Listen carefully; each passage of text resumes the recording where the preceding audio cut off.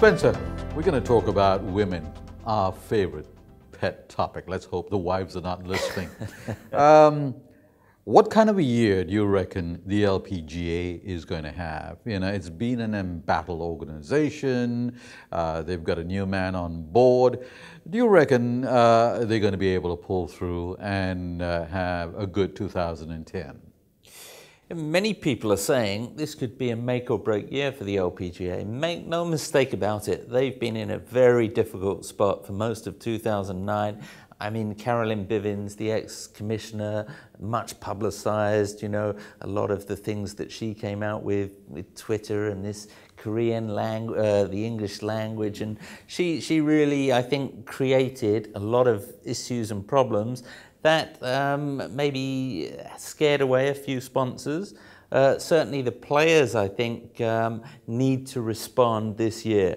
And that's why they are placing so much hope on this gangling young lady, Michelle Wie, who towards the end of 2009, at last really started to fulfill the potential that I know people who have played with her have been saying that it's there for many, many years.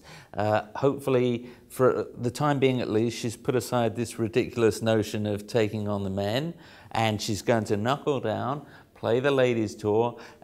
She's got the capability to win major championships. She's got the personality, the game, the way she hits the ball, to really, I think, drag it up by throat, if you like, and that is desperately what they need.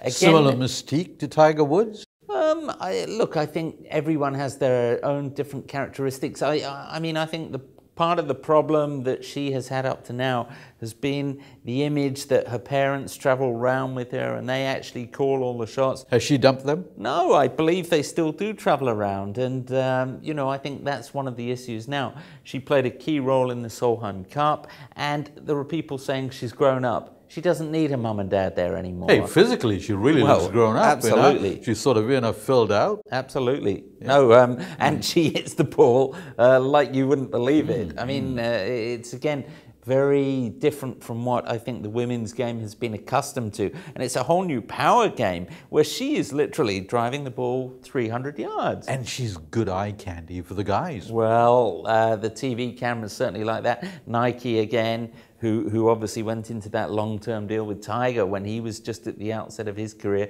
They've pinned their hopes on Michelle now for 4 or 5 years. I suspect they're really hoping to start to see some return on their investment in that. And the question here, sorry to interrupt you, is Michelle Wie going to be the savior for the LPGA? I mean, it's always very difficult, isn't it, if you single out one person and you put the weight of expectation. I think she is in a position, you know, Annika retired, at the end of 2008. The women's game has really been crying out for some new characters, some new personalities.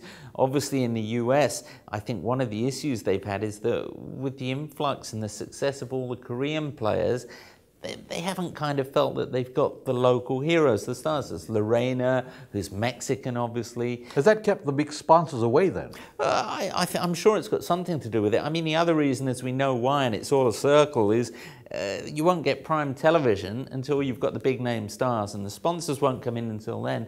And for all the good golf that the girls play, it hasn't had that box office appeal these last few years.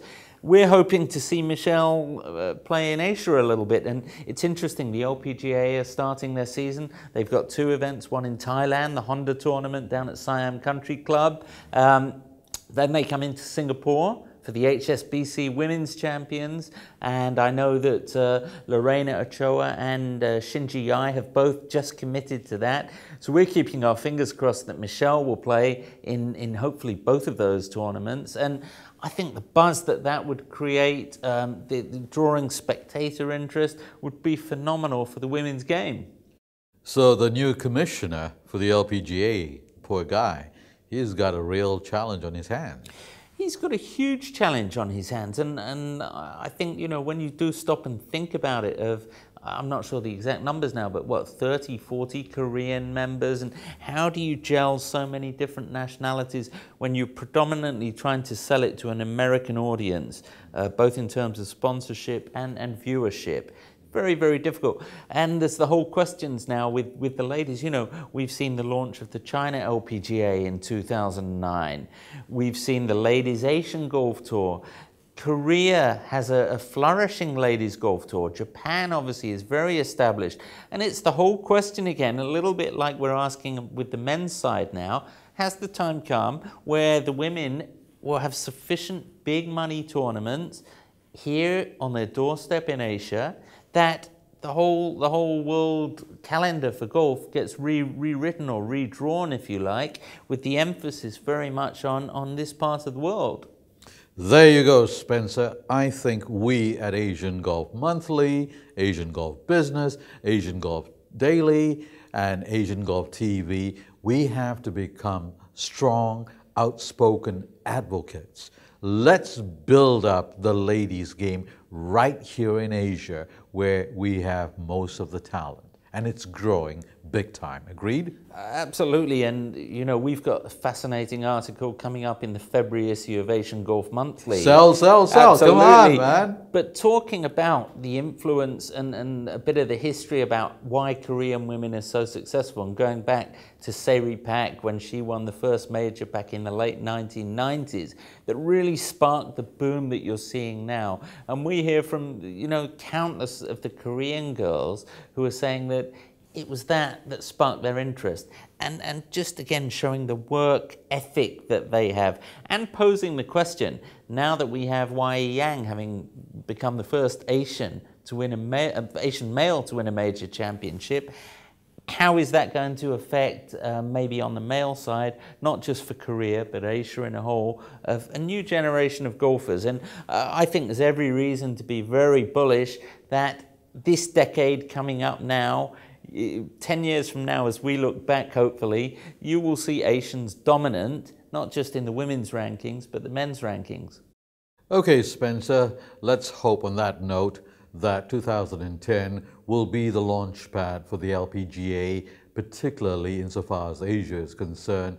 Let's hope that Asia is a driving force for the LPGA. Asian Golf TV. All golf, all day.